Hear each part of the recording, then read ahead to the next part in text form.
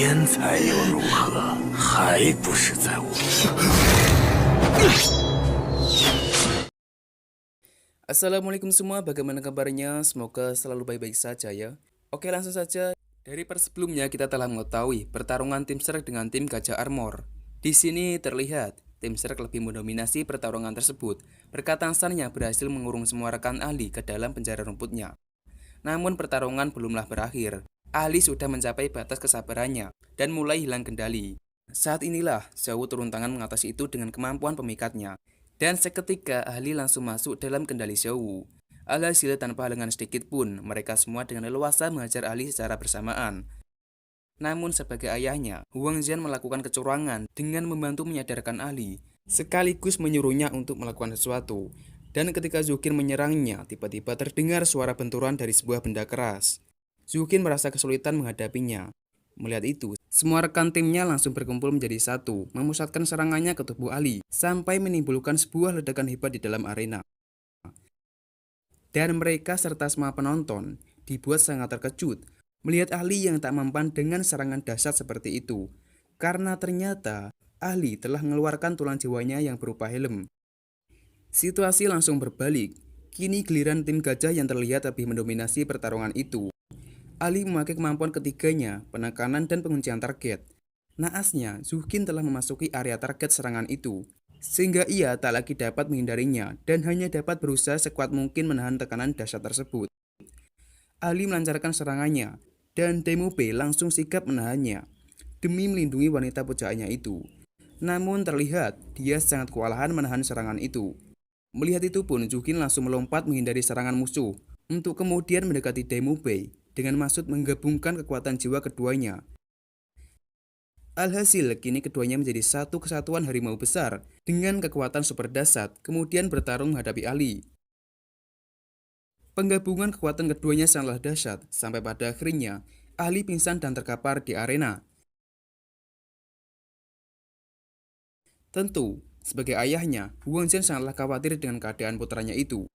Namun, ia hanya bisa pasrah menunggu pertarungan itu selesai.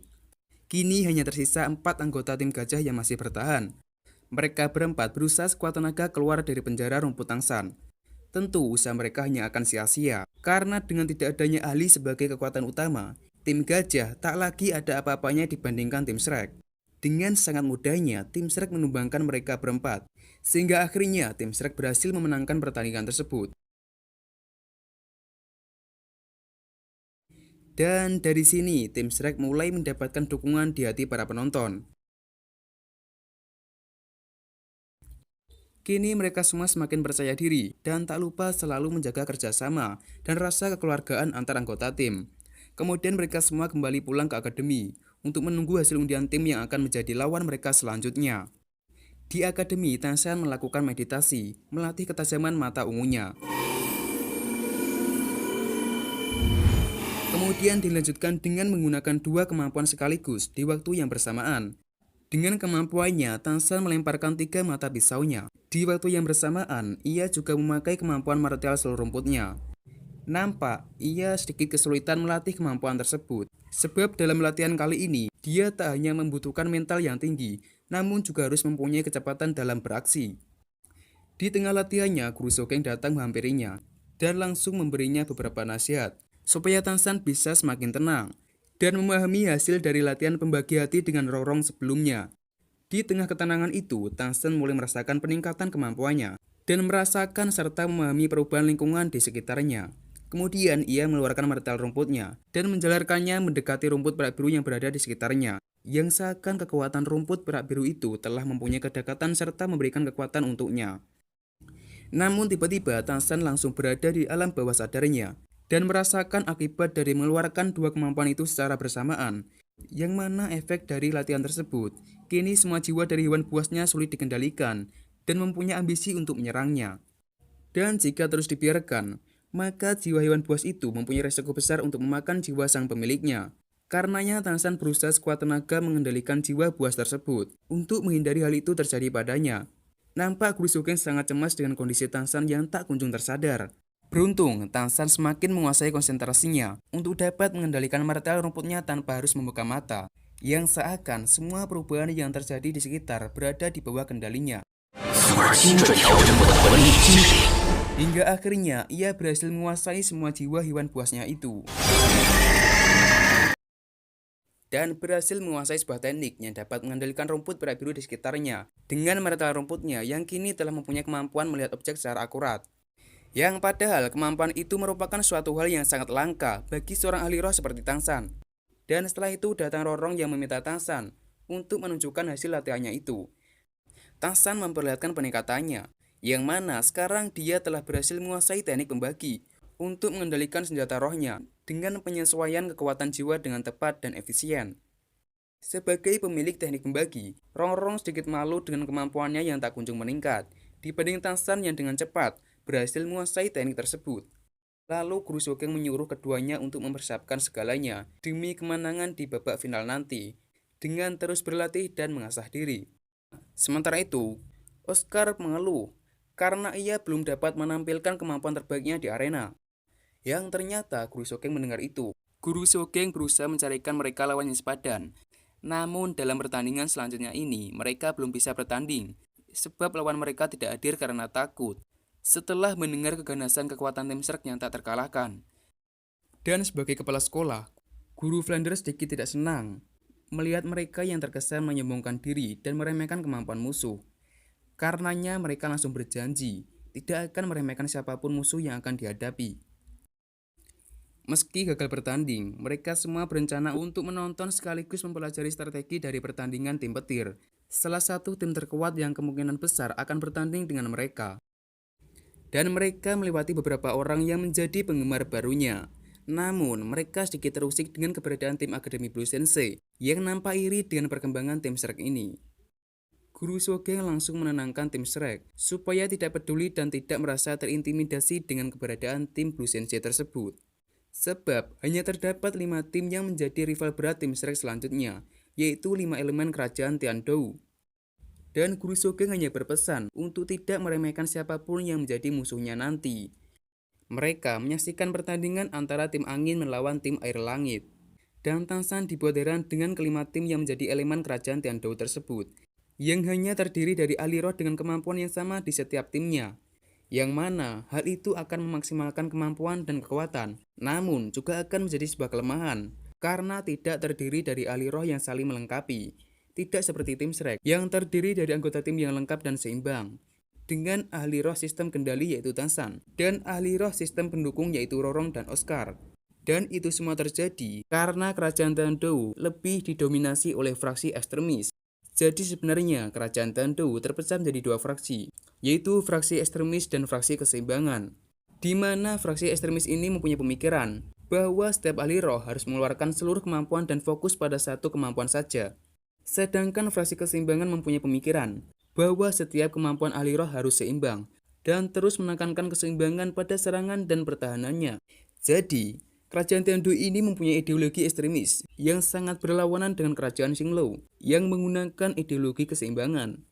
Dan diketahui spiritual alias Wuhundian menggunakan ideologi perpaduan, yang mana perpaduan antara ekstremis dengan keseimbangan, yang tentunya menghasilkan sebuah tim yang sangat kuat dan selalu memenangkan pertarungan. Dan Guru Sogeng menekankan Tangsan untuk selalu memperkuat tim Shrek dengan terus berlatih keras. Karena lawan tim Shrek yang sesungguhnya adalah tim terkuat dari Spirit Hall yang mempunyai kekuatan yang tak pernah terbayangkan oleh siapapun dan berkedudukan di atasnya Akademi Kerajaan dan 5 Akademi Elemental. Mengetahui itu, Tangsan sangat berambisi memperkuat tim Shrek dan ia langsung berpamitan untuk pulang ke akademi dan berlatih kemampuan kendali pembagi hatinya yang belum sempurna. Dan tanpa mereka sadari, Xinian terus memperhatikan Tangsan dari kejauhan, yang nampaknya ia akan menjalankan sebuah rencana jahatnya. Tangsan berjalan pulang sendirian di tengah kondisi kota yang terlihat sangat sepi. Dia melewati seseorang yang bertingkah aneh, namun ia tetap tenang dan terus berjalan.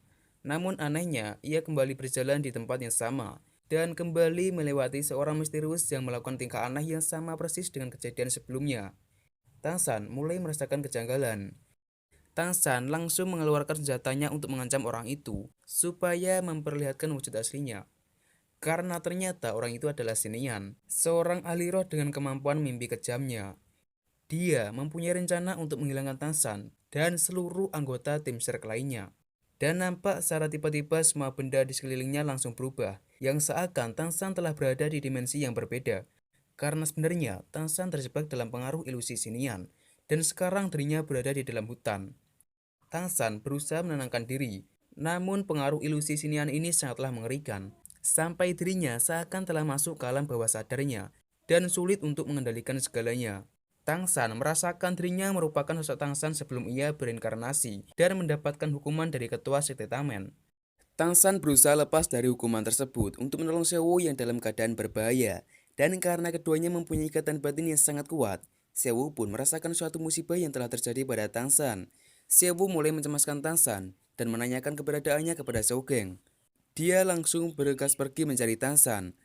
Sementara itu, Sinian masih terus menyiksa Tangsan dengan kemampuan mimpi kejamnya, dan Sinian mempunyai niatan kuat untuk membunuhnya.